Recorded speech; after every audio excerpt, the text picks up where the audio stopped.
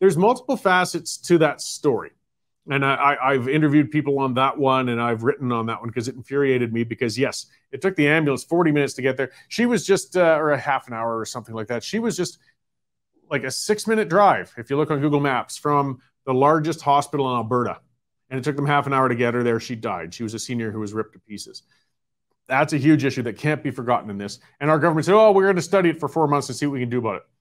Not good enough. They're also saying we're going to put 20 more ambulances on the road. Well, that's 20 more ambulances going to be stuck in hospitals sitting around while the nurses refuse to sign off on their patients.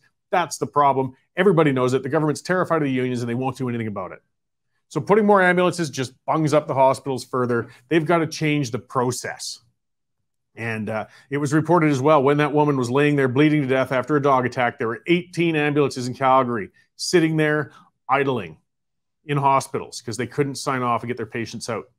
But the other part is, too, I don't know if that would factor in the charges to the dog owners. I guess it could say that perhaps it might not have led to a death otherwise. But those dog owners should be charged as well. If you've got 3 powerful animals that clearly weren't well trained, that were clearly potentially dangerous, they killed a woman, it's your responsibility to make sure that those animals are not loose and harming people. It's yours. It's the person who is responsible and the people.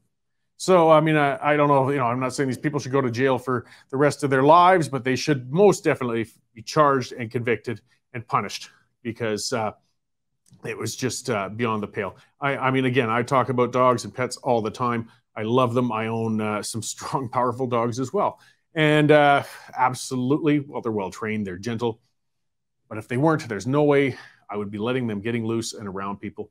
It's just wrong, and people need to be held responsible. And this poor woman paid a terrible price, like I said, on 2 levels. On one, because of a broken healthcare system, and on the other level, because of neighbors who were irresponsible, awful dog owners. And what an awful way to go.